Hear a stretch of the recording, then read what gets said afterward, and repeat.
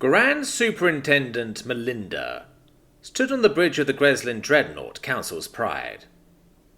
Water was too heavy and too unwieldy for them to fill a ship with it, despite being an aquatic species, but they had massive pools spread throughout the ship for downtime and getting out of their exosuits. For this reason, they'd always built strong ships, and since they were the Council's main police force, it made sense they'd have the bulk of the main fleet.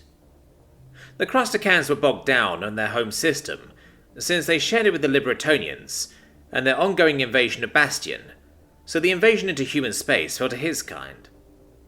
The humans had just sent a large fleet into the Libertonian territory, and from what they could tell, that meant most of their fleet was on the offensive. Or rather, a forward defensive of someone else's territory. They had soon learned the error of sparking a war with the Council. The fleet was on the edge of human space. The FTL lanes ran through a brutal system they called Gemini, some sort of two-headed creature from their lore. The system itself had two stars spinning around one another, and he had no idea how they colonized a planet, tossed between such extreme seasons. But while they had no plans for a land invasion, they brushed aside orbital defenses, bombed the planet for a while, and moved on to actual human colonies with land the Council could use. They were just one system out from Gemini, in a dead system called TR-231. There were some dead planets and an asteroid belt, but the material resources were minimal enough to make mining operations not cost-effective. The fleet was approaching the asteroid belt, when suddenly the FTL field flickered and stopped. The ships groaned a bit, slowing down as the lanes vanished around them. Melinda looked around at his crew. "Report! We're seeing total FTL gate failure across this sector, sir." "Impossible! There weren't any humans behind us, they couldn't have destroyed the gates." Readings indicate the gates are intact, they just stopped." "That's not possible. Only the Council can control the gates. Fleet status." "All ships reporting in. No damage, sir. Should we take defensive positions?" "Any civilian traffic?" "No. Since the declaration of war, the space lanes into human space have been empty." "We're in a dead system. The humans aren't supposed to have much of a fleet left. They're just trying to slow us down. Send out maintenance crews to the nearest gates. Get them operational again." "What about an ambush, sir?" "What did I just say? They don't have more ships. Get them out there. I don't even know how long it would take to reach human space without those gates." The average ship could travel at 10,000 miles an hour. Fast, but nowhere near FTL fast. "There are some minor readings in the asteroid, sir." "Minor? How minor?" "Maybe some small shelters, sir. No engines detected." "Bah, ignore it. Just some old survey stations before they realized the system wasn't interesting, most likely." What they didn't know was that they were being watched from those asteroids. Rear Admiral Wayne was leaning over the shoulder of one of his techs to read the console. They were running dark at the moment, his defense station hidden among the rocks. "They're just sitting there?" "Yes, sir. Looks like they're sending out a maintenance team to one of the gates." "Fat lot of good it'll do them. No defensive screen, nothing? Just travel formation?" "Yes, sir. We have a clean shot on their forward dreadnoughts. The flagship is currently screened by another dreadnought." "Alright, well blow that one up. And then get the flagship. That's our primary objective." "Yes, sir." The Lucifer's Hammer was the latest American military station, built in secret and towed to the asteroid field. It housed no less than 8 nuclear reactors, all of which went to powering the main gun. They hadn't figured out how to make a Death Star yet, but this wasn't bad. It could fire a chunk of special alloy 20 feet in diameter at 10,000 miles a second. That was about 5% of the speed of light, which was more impressive than it sounded, especially when you see that it's 10,000 miles every single second. It was the largest, most powerful gun America had ever made, and they were already trying to make something bigger and more powerful. Since the greater galaxy had the ability to move ships around through FTL gates for centuries, and they fought around important junctions, or seeking to protect infrastructure and colonies, they had no desire to develop any such weapon. If they missed a shot, the possible collateral damage was beyond compare. But humans, and especially Americans, fought on their own rules. With their ability to sabotage the gates, and their ability to live out in empty stretches of space, they had the perfect opportunity. Back on the flagship, Grand Principal Melinda was grumbling and cursing as he paced back and forth on the bridge. The ships had reported in and were holding position. The dreadnought, Thyron's Fury, just ahead of them, was holding position. The principal in charge was a veteran, and the ship itself was top of the line, though not as good as the flagship. It had armour 3 feet thick at its strongest. A crew complement of 15,000, including soldiers. Some of the strongest guns in the galaxy, and had been tested in battle 23 times. "Sir, I'm detecting a sudden energy build-up in the asteroids." "Is it an engine?" I don't know. I'm not detecting an engine signature, but I'm seeing an energy spike on par with our entire flagship and 2 other dreadnoughts." Something in the field blinked, and suddenly, the Thyron's Fury was splitting apart. "What happened?" the Grand Principal exclaimed. "What just happened?" Their reactor is going critical, sir." They watched in horror as the dreadnought began to rupture and split, chunks of it exploding as the ship died. The oxygen was vented out immediately, and since they hadn't been at battle stations, none of the bulkheads had been in place before they were hit. The pieces of metal began to drift away from the center, where the reactor had exploded, smaller systems rupturing as energy cells went critical. Bodies floating in space, the water from their relaxation pools freezing and splintering in the vacuum. "Sir? Hard evasive maneuvers. Start firing into the asteroid field." "We don't have a lock on any coordinates, sir." "Just open fire. Any rock. All of them. Start shooting back." The ship started to spin their engines back up, moving in a hurry now. "Look at that. Isn't it cute? They're trying to take evasive maneuvers," Rear Admiral Wayne said, as he watched the enemy fleet finally start to move. They had to wait for the gun to charge back up before they could fire again, but there wasn't a chance in hell that dreadnought could avoid a bullet, travelling at 10,000 miles a second. The fire from the fleet began to slam into the asteroids. It was mostly energy bolts and a few missiles, plus much larger versions of what they called matter slammers. The rocks before them started to shudder and split under the fire, but they weren't focused. They were just cracking open the first layer of rocks they could aim at. The humans were beyond that, waiting for the right moment. A few squadrons of fighter bombers were holding back until they had the signal to attack. Wayne knew they were severely outnumbered, even if the platform could wipe out their dreadnoughts in a single shot. Once the Xenos figured out their location, it was only a matter of time before they'd be destroyed. But the point wasn't to survive. It was to kick them in the nuts as hard as possible. He didn't really have time to give everyone a big speech, especially since the battle had already started, so instead he just gave everyone the green. Railguns began to spit superheated metal at the Xenos. The fighter bombers started to pour out of the rocks and swarm over the closest capital ships. Special Space Marine boarding craft launched from the rocks, slamming into the smaller Xenos ships. The battle had truly begun, as the Xenos tried to get into a better formation, while the humans shot at them from defensive platforms on the rocks. The Lucifer's hammer might be destroyed soon, but they hadn't found their position yet, so they took aim as the capacitors were finally ready. Wayne opened a channel to all the humans in the area. "Well, I'm about to blow up that Nazi ship, boys. When we all get to hell, you have direct orders to start taking over. We've already stolen the Devil's Hammer, we might as well start taking his land too." He grinned as he looked out at the Xeno fleet. Their flagship was dead to rights. The Council's largest and most powerful ship. They'd bragged he could take a broadside from any dreadnought ever made and shrug it off. Well, that might be true, but the humans hadn't made a dreadnought. Oh, and while you sorry shits are taking over hell, start making a statue dedicated to the fine American who started a war with the rest of the galaxy. He pushed the button to fire, as he said, "This one's for you, Billy Bob, space trucker."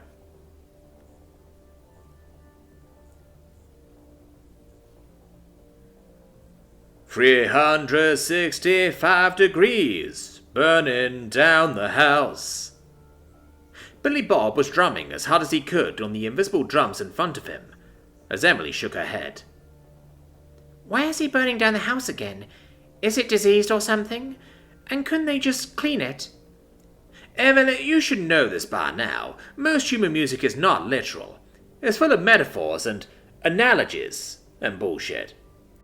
We're generally just sinning about fucking or getting fucked up, and then some sports songs and war songs for good measure. Although one could argue that the war songs fall under getting fucked up." "What about those blues songs?" "Well, generally they're about fucking or being sad they haven't fucked in a while, or not fucking a specific person. Occasionally they're sad about other things. I mean, I was just using some generalizations. But there are a lot of songs about metaphors focused on the themes I mentioned. There are, of course, literal songs, but they aren't very common. Although there's a good song about changing the name of a city. Once Billy Bob had laid claim to the Rosie again, and gotten the Archangels off of it, the USS Predator had gone into attack mode. They attacked and destroyed a Crustacan ship, making a show of bombarding a tracking station on the planet, and then skipped off as the Council species tried to figure out what had happened. Getting Archangels onto planets wasn't hard. Getting them off was the trouble. So instead of taking the fight to the surface, they began to raid shipyards and orbital platforms. They all knew this wasn't going to be a quick war, so delaying production of new ships for a few months was more than worth it. Since the Archangels were doing their best to ruin the Xeno infrastructure, the news had forgotten about Billy Bob and Emily. He had no doubt that the crabs were still looking for them, but they probably thought they were on the cruiser that had been running amok. So Billy Bob had the Rosie docked at a black market space goblin station, and they'd rented out a room for a galactic week while they waited for the CIA to show up. He'd make sure to crank up the gravity in the Rosie twice a day, and play around with Stomper so his muscles didn't atrophy, or anything like that. Plus, he had fun playing around with the Space Fox horse. It hadn't grown too much since they got it, but he was still excited for the day he could ride it into battle. Although, against what, he had no idea. So they spent 3 days so far, hanging out in the room listening to music, or going to one of the station's restaurants, or just wandering around for the hell of it. He'd quickly become popular as a chef, teaching them how to properly cook human food for maximum enjoyment. Their supplies were limited now that the war had cut off the supply, or at least made it harder to get. Yet human food went a long way for most Xenos. Humans were incredibly dense, after all, so what would be a tiny portion to a human was a feast for a Xeno. The few omnivores and carnivores that were civilized paid very well to get the incredible treats humans enjoyed. Billy Bob had been learning more about Xenos in the last few days. Without constantly driving around and knowing he needed to recover from getting the shit kicked out of him, he had nothing much else to do. For example, he'd learned the space goblins had been scavengers on their home planet, and had just started to explore the greater galaxy when the regulation war was in full force. As such, they were the only non-council species allowed to trade in uninhabited sectors that were within council space. It had been a quick fix to allow them to start trading while the fate of the galactic government was being decided. The council founders had figured they'd join up once the war was over. But instead, the goblins had figured if the founders settled political disputes that way, they'd just remain neutral. And too many member species had started setting up trade with them for it to make sense to shut them down. So for the last few hundred years, they had been living in a grey area of the law, founding stations outside of the directly regulated and monitored sectors of the council, in order to trade freely.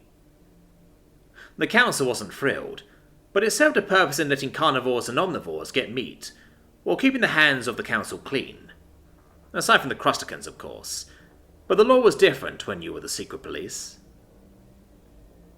Also, he found out there were a ton of different ways species slept when they checked out the room, and had to figure out what kind of bed to order. The space goblins, for example, slept in these padded chambers in groups. The Borks would sleep more or less sitting up, so their horns didn't gouge anything, but arranged in a circle so they could keep their eyes on everyone else. The space ants the goblins used as guards had to sleep in complete darkness, with something covering them, and joined by no less than 2, and no greater than 4 other space ants. Apparently humans had incredibly simple sleeping needs compared to most of the galaxy. Same with the Libratonians. He did discover that their beds weren't flat like humans, but they had a sort of padded bowl, so when they slept in it, their wings could fit better and extend around their shoulders like a cloak. He'd been trying to keep a mental list of eagle things and raptor things when dealing with her. The appearance he just considered a tie. The pointed beak was more like a dinosaur, same with the talons and claws and stuff. But wings and mostly feathers? Bird. The sleeping thing was totally a nest, so bird. But she shredded and ate meat like a... Well, eagles also ate meat. It was confusing. She finally took off the survival suit on the second day to get it mended and cleaned, which was when he discovered what her downy colouring was besides her white hair. Feathers. Head feathers? Shit. Billy Bob was struggling to figure out the terms in his head still. Either way, her head was white, and that ran down to around her shoulders before it turned black, and then she had blood red just along her forearms. She changed into what he could only describe as a loose grey vest, with 70s bell-bottoms with Birkenstocks. She explained that their claws cut up many surfaces, so they wore special shoes to prevent that. At least she didn't wear socks. He never would have forgiven her. Although, the older he got, the more comfy socks and Birkenstocks sounded. With the bell-bottoms, he didn't see what the colouring on her legs was like. He'd been avoiding any discussion about her anatomy like the plague, however, since he had no idea how to approach it. Her chest was sort of arranged like he figured fit for a female.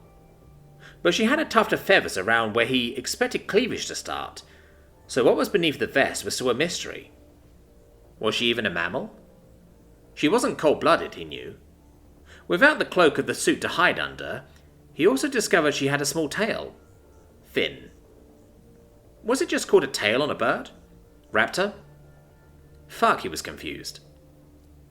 When she caught him looking, she mentioned it was for stabilization, and he quickly changed the subject. He knew that she liked him. Aside from trying to cut his throat that one time, she did like to rest against him while they listened to music. That, and he caught her staring at him when she was awake during his own sleep cycle. He did like her bright purplish-pink eyes, though. That was cool. Sometimes she leaned against him while they waited for food. She'd even go so far as to rub her cheek to his in public.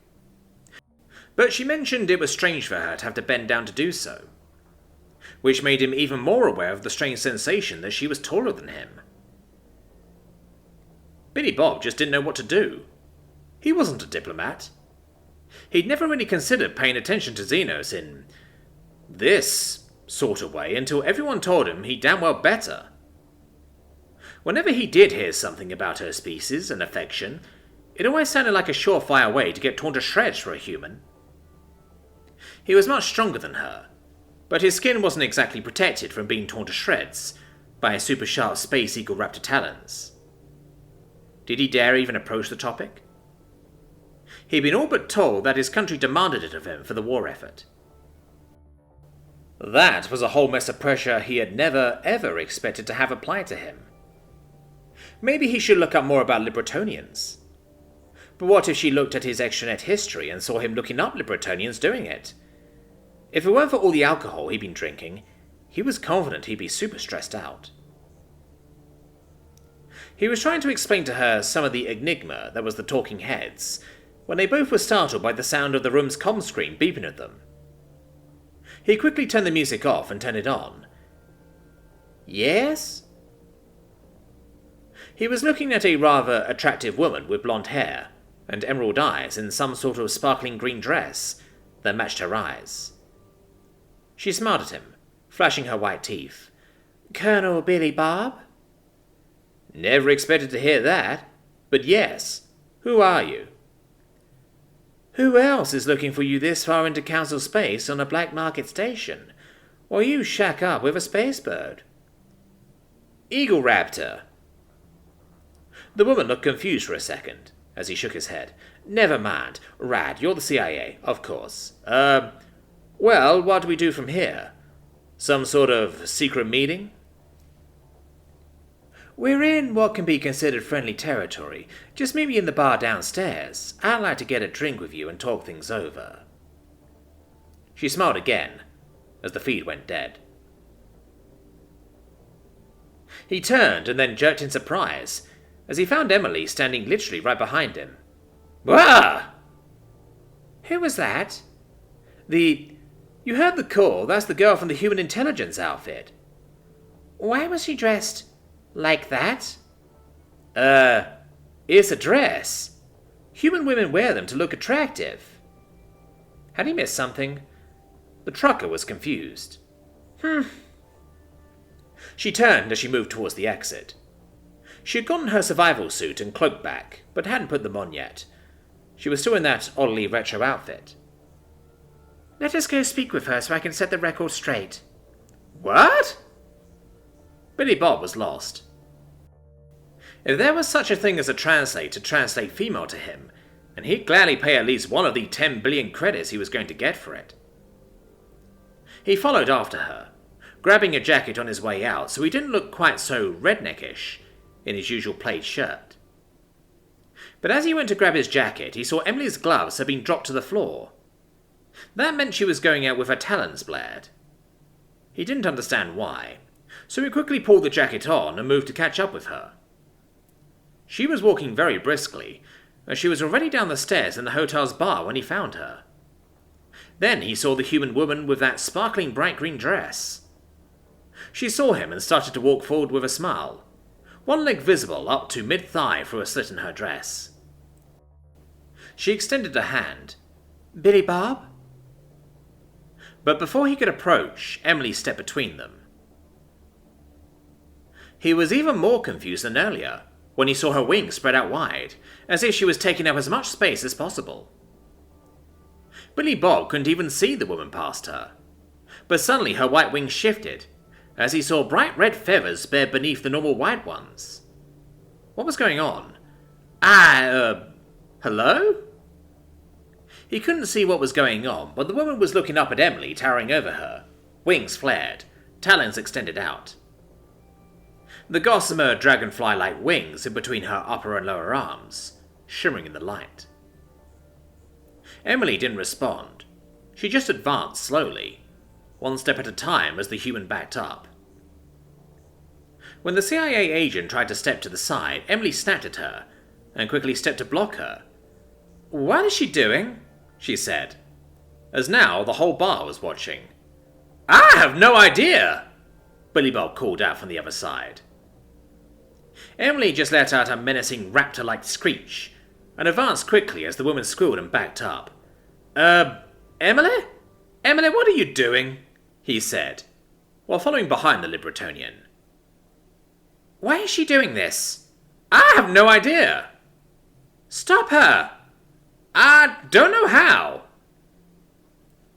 Emily advanced again, and the woman shrieked as she was slapped with those big wings, until she turned and ran out of the bar.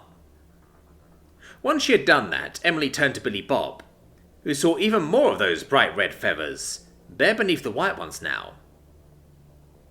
She flapped her wings at him, and he backed up a ways.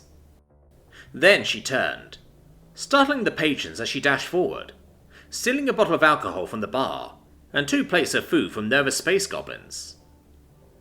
She quickly handed them to Billy Bob, basically shoving them in his face, until he grabbed them all. rather awkwardly, since he only had 2 hands. Once he had done that, she lowered her wings, standing to Billy Bob's left as he felt one wing on his back and the other his front. She stared back at the confused human women and called out, "Clearly, I'm the better provider. Not to mention my natural bright colouring is much more impressive. Even with your cheap colour enhancement, he's obviously chosen his mate." Billy Bob nearly dropped everything in his hands then and there. "What?" was all he could gasp out. And so ends another chapter in the adventures of Billy Bob, Space Trucker.